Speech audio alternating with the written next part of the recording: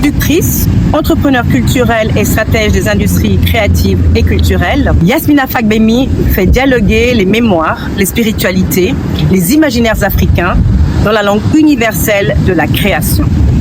Quelle grâce d'introduire cette nouvelle émission Personnalité by Nanokeo avec une femme exceptionnelle qui œuvre à la reconstruction des récits africains par les Africains. Yasmina Fagbemi, on va te laisser te présenter. Alors, je m'appelle Yasmina Fagbemi, je suis une entrepreneuse culturelle, je suis productrice et je suis la fondatrice de Tioledia, qui est on va dire qui est un média qui a 3 pôles, l'édition, les films et bientôt l'animation. Je suis citoyenne du monde, mais je sais qu'en tant que citoyenne du monde, je dois absolument me définir, donc je vais me définir, mais je dis toujours, et dans toutes mes interviews, je suis Yoruba. Parce que, évidemment, je suis entre le Nigeria et le Bénin. Mais en fait, le royaume Yoruba venait du Nigeria jusqu'au Ghana. Et bien entendu, la conférence de Berlin a partagé l'Afrique. Et je me retrouve entre le Bénin, le Nigeria, et je suis née en France et je vis à New York depuis, on va dire, plus de 20 ans. Donc, c'est un peu comme ça que je vais me définir et me présenter. Très bien. Peux-tu nous raconter la première fois où tu as ressenti que l'art faisait partie de toi? C'est une très bonne question, ça. Comment l'art fait partie de moi? Alors, je ne sais pas si le sentiment de dire que l'art fait partie de moi est venu en me disant c'est l'art, mais j'ai toujours ressenti, de par mon éducation, que ma culture était importante. Le Yoruba, parce que je le parle, mes parents le parlent à la maison, et que vivant en France, étant née en France, et étant toujours une minorité, toujours la seule noire dans mon école, j'ai toujours su que j'avais quelque chose de différent. Et j'ai toujours utilisé ça comme force. Et ça a toujours drivé ma vie. Et aujourd'hui, la culture Yoruba est un art. Je suis dans le monde de la culture. Et c'est juste tellement intéressant. Et quelle coïncidence de me retrouver là à défendre la culture africaine d'une manière générale. Je parle du Yoruba parce que c'est mon héritage, mais je dis la défendre, et je choisis mes mots de façon précise, parce que notre histoire a toujours été racontée par le chasseur. Oui. Donc je ne sais pas à quel moment j'ai compris que l'art faisait partie de moi, mais je sais que j'ai toujours grandi avec cette notion de culture et comment me définir sans être, comment dirais-je, swallow, avalé par la culture dominante. Quel a été le plus grand défi de ton parcours jusqu'ici et comment l'as-tu surmonté? Les défis, waouh, j'en ai eu beaucoup. Mais le plus grand défi de mon parcours, c'est de dire que je vais faire de ma passion full time. Oui. Parce qu'avant, en fait, je travaillais dans Corporate America, j'avais un salaire, et à un moment, il a fallu que je fasse un choix. Et en me disant que voilà ce que je veux faire. Je veux travailler dans le monde de l'audiovisuel, de la culture. J'ai commencé d'abord en tant que manager, en manageant des talents. Et ensuite, j'ai fait une transition sur la production de films. Et j'ai aussi une agence. Et c'était de prendre la décision que, le défi, c'était de dire je vais me concentrer à 100% sur ma passion et sur la culture. Sachant que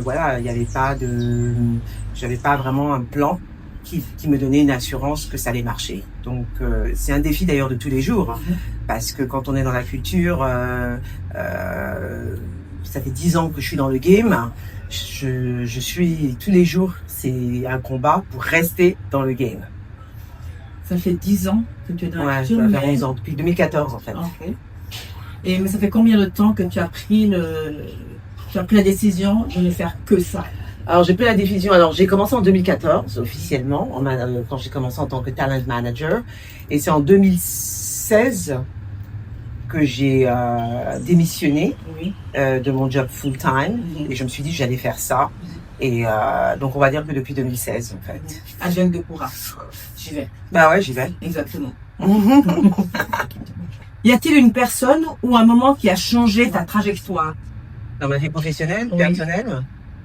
professionnelle? Ouais. Il y en a une. Bah, je pense que la personne qui a changé ma trajectoire dans ma vie professionnelle, c'est mon associé. Parce que jusqu'à 2022, j'étais un peu seule en fait. Tu vois, je gérais mon business toute seule, même si j'avais des gens avec qui je travaillais, mais je portais le poids de mon entreprise, je portais les soucis, et j'ai fait cette rencontre avec mon associé actuel, mon associé à Thioleja, Gabriel Souleika, où là vraiment on était associés. Donc c'est pas que du business, 50% de business, mais on était associés dans les soucis, dans les défis, dans les challenges, et la confiance était là. Et ça a complètement changé d'abord ma façon de travailler.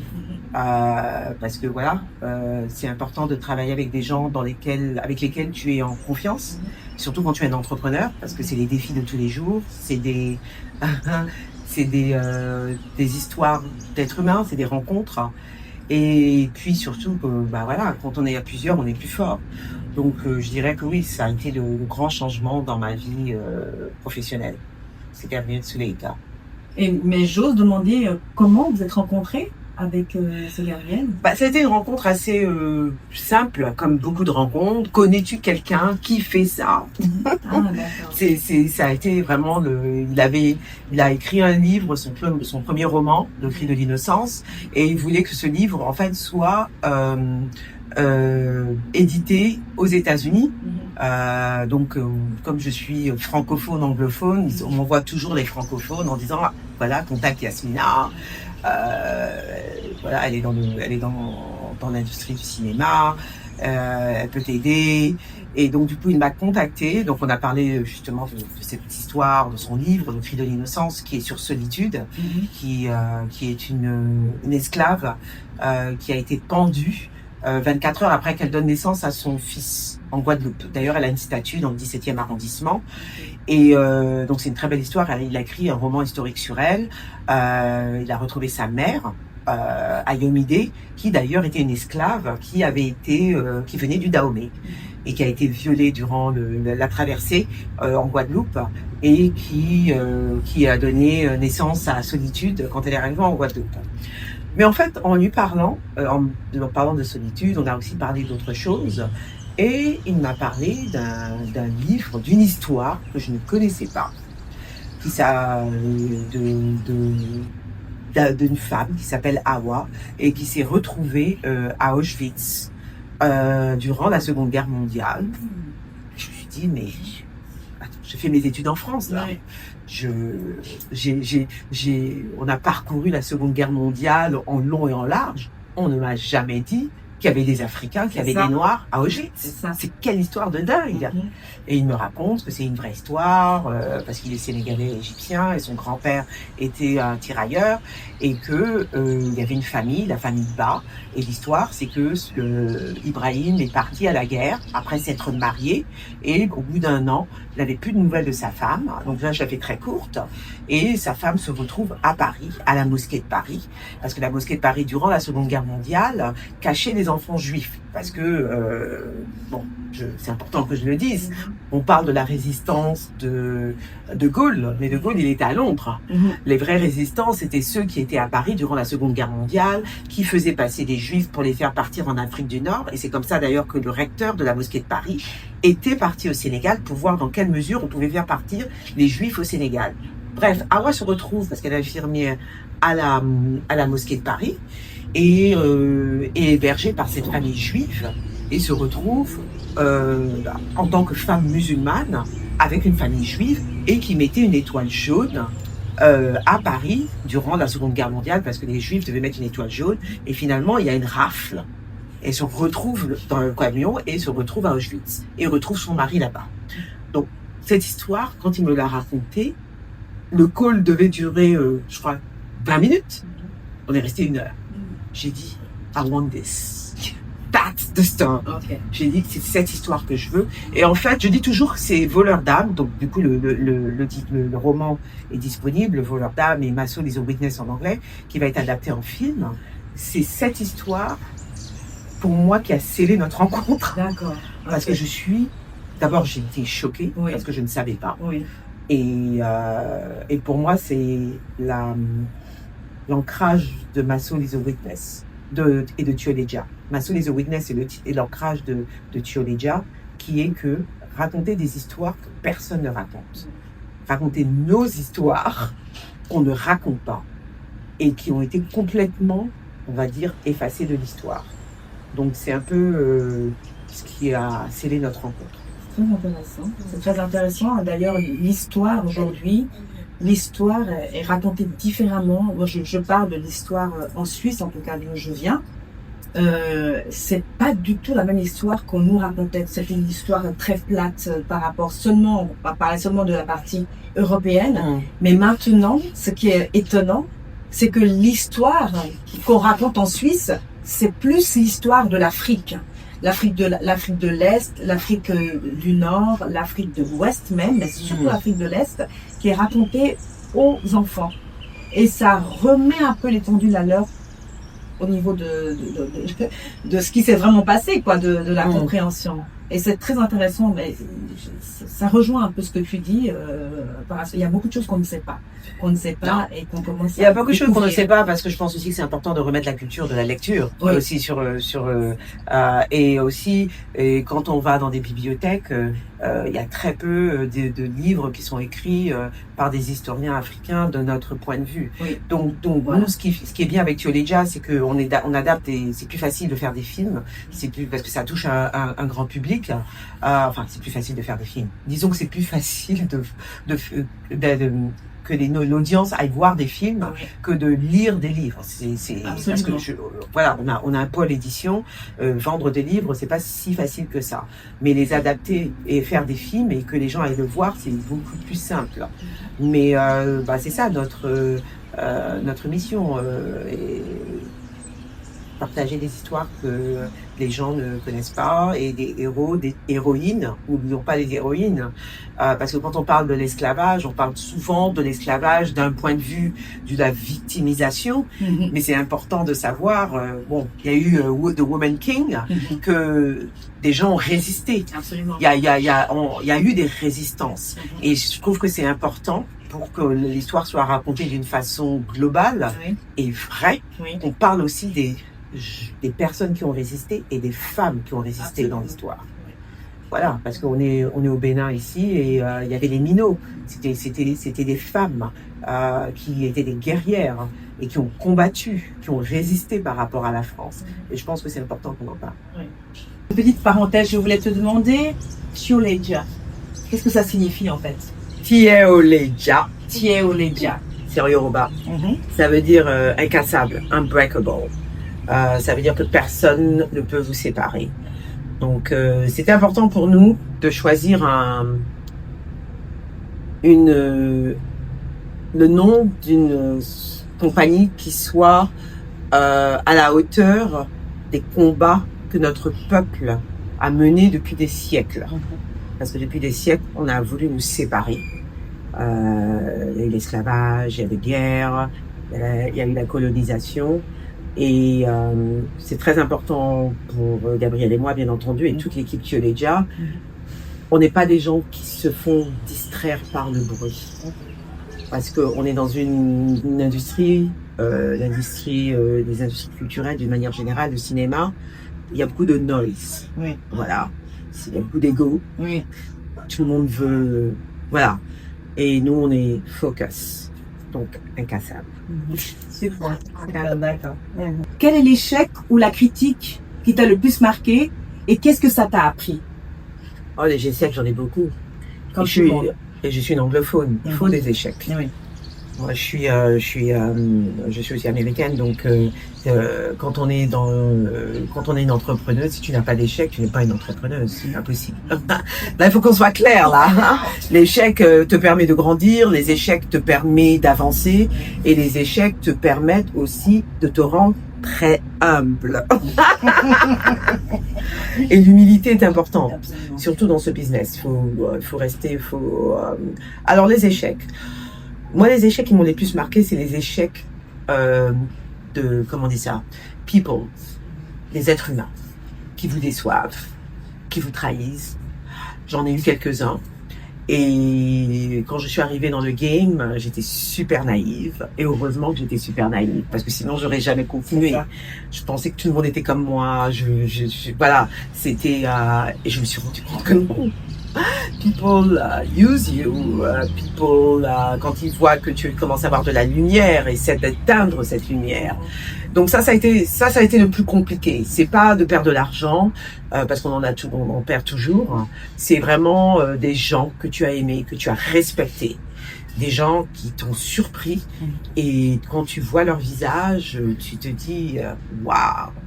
Maintenant, qu'est-ce que ça m'a appris? Ça m'a appris que, je cloisonne. J'ai ma garde rapprochée. Et je suis très protégée. Ça veut pas dire que je suis aigrie. Je veux pas être aigrie. J'aime les êtres humains. Je donne toujours le bénéfice du doute aux personnes. Mais je suis très clairvoyante maintenant. C'est ça que ça m'a appris, les échecs. La clairvoyance. Magnifique, ouais. Y a-t-il eu un moment où tu as voulu tout arrêter? Et qu'est-ce qui t'a retenu? Mais tous les jours, des fois, every other day. Tous les 2 jours, j'ai envie d'arrêter quand je n'avance pas, parce qu'en plus, je suis super impatiente. Voilà, je veux que les choses avancent. Donc, pour moi, c'est toujours un game avec le temps. Voilà, on a 24 heures dans la journée. J'essaie d'être super efficace, d'avancer. Et New York, c'est ma ville. New York m'a tout appris. Et New York, on sait, c'est time is money. Et là, je passe beaucoup de temps en France, en Afrique, et je me dis, waouh, la notion du temps est différente. La notion des expectations, des standards n'est pas la même. Et c'est compliqué. C'est très, très compliqué pour moi. Mais c'est le prix à payer pour avancer, en fait. Qu'est-ce qui t'a retenu, en fait? Parce que tu es toujours là. Je suis toujours là parce que j'avance. Ouais. Voilà. Il y a toute l'expérience que j'ai eue déjà avant de lancer Tioleja. Et cette expérience était importante parce que c'est quand j'ai commencé à manager des talents, moi, je ne connaissais personne. Mais je n'étais personne. Et on m'a dit que je n'étais personne. On me l'a dit. J'ai construit ça from the ground up. Par terre. Donc tout ce réseau-là, je l'ai bâti avant. 2014, il y avait Facebook, mais Instagram venait à peine de commencer. Alors, TikTok n'existait pas. Donc moi, mon réseau, avant même que je commence à être à mon compte, je l'ai bâti sur des vraies valeurs humaines. Oui. Je l'ai pas bâti sur TikTok. Voilà, on s'envoie des DM. Donc, ce que je veux dire par là, c'est que tout ce travail-là, et ensuite il y a eu Tioleja, où là vraiment je dis c'est un autre, on va dire c'est un autre monde. Oui. Là, on fait des choses concrètes. On a 10 romans historiques qui ont été publiés.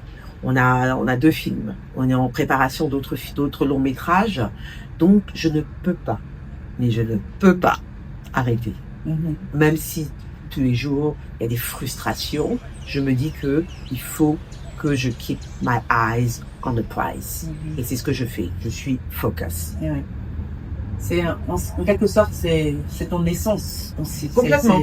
Et puis c'est une mission. C'est une mission. On peut pas faire ce qu'on fait dans les industries culturelles et ne pas avoir de mission. C'est ça. Si vous faites ça pour l'argent, si vous faites ça pour le fame, pour être célèbre, non, c'est pas possible. On le fait parce qu'on a une mission et on a des objectifs clairs. C'est beaucoup plus profond que ça. C'est très profond en fait. C'est moi. C'est toi. On repart à mon enfance, la culture, ma culture Yoruba, et voilà. Donc c'est moi, ça fait partie de moi. Que représente pour toi créer en Afrique aujourd'hui? qu'est-ce que ça représente créer en Afrique aujourd'hui? Tout.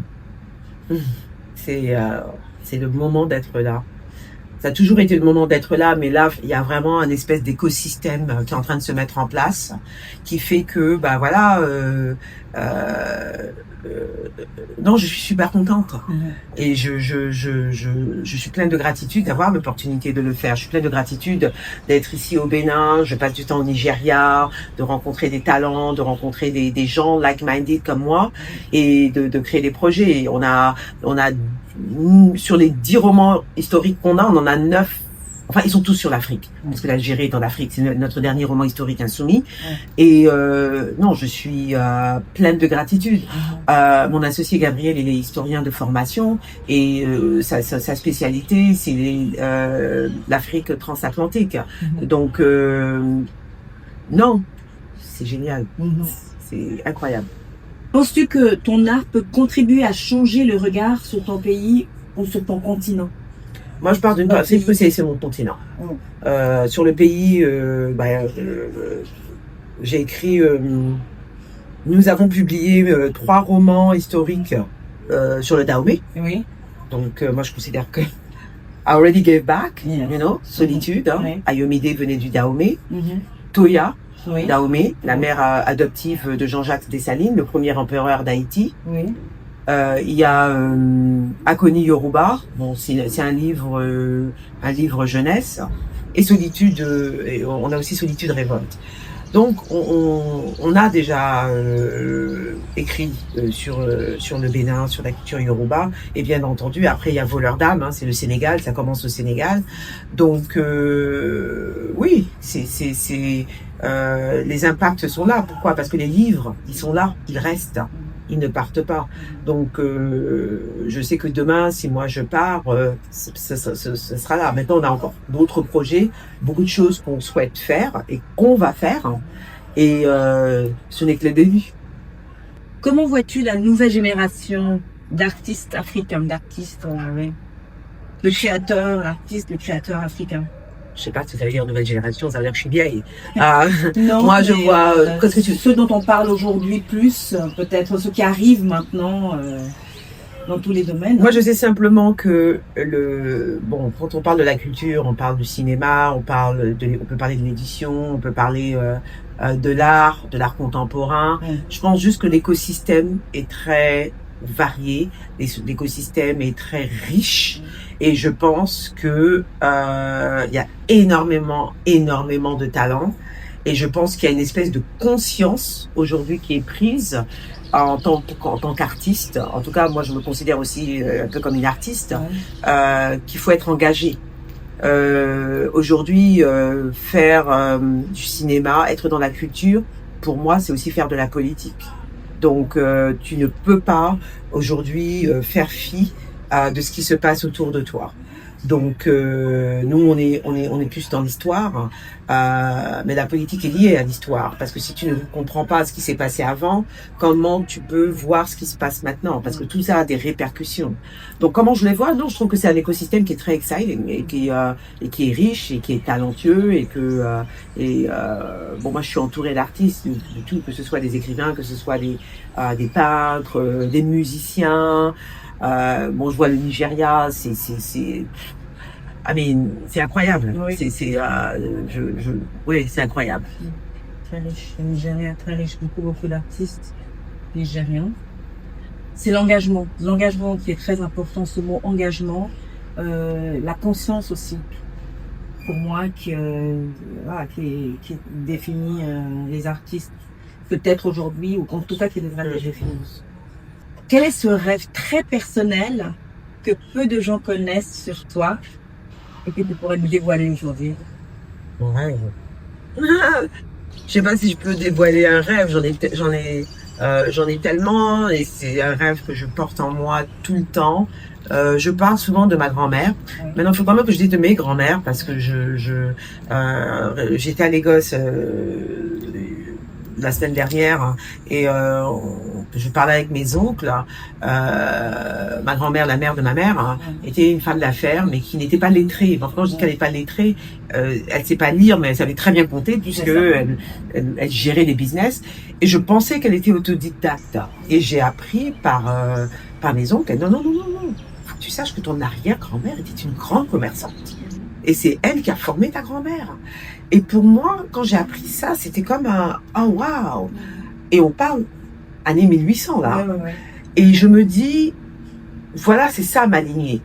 Et mon rêve, c'est d'écrire sur ces femmes, sur cette lignée de femmes qui ont tenu des foyers, qui ont eu des enfants et qui étaient des femmes d'affaires. Et quand on parle de féminisme aujourd'hui, pour moi, c'était les premières. Si on peut définir ce qu'est le féminisme, c'était des femmes qui s'assumaient. Et pour moi, mon rêve, c'est vraiment de leur redonner vie. Et j'ai quelques idées en tête. Et donc, ce serait un rêve que je peux effectivement dévoiler. Mais j'ai aussi un rêve, mais que je peux vous dire, un rêve d'écriture, un projet d'écriture sur lequel je suis. Ok, très intéressant. Qui est aussi sur les femmes. Mais je n'en dirai pas plus. Si demain tout s'arrêtait, quel message voudrais-tu laisser à travers tes productions, ton travail, ton œuvre? Moi, j'aime toujours dire que tous les matins, déjà, je me lève en me disant, je vis ma vie aujourd'hui comme si ça peut être mon dernier jour. Donc, il faut que je la vis pleinement. Et tout ce que je fais, je suis toujours alignée avec tout ce que je fais. Je ne vis pas dans un mensonge, je suis assez straightforward. Et donc, moi je dis toujours quand je vais partir, il faut que vous ayez une huge party. Voilà, qu'on célèbre tout ce que j'ai fait et que j'ai vécu ma vie in my own terms, tu vois, comme j'ai vécu la vie. Je pense que c'est le plus beau cadeau, ça c'est la plus belle chose, hein, c'est d'être aligné avec ce que tu fais. Complètement, avec soi-même. Avec soi-même. On ne vit pas dans un mensonge. Avec ce que tu es. Voilà. Être aligné avec ce que tu es. Parce que moi je vis pas dans un mensonge. Voilà, c'est ça. Voilà, c'est un peu ça. Très simple.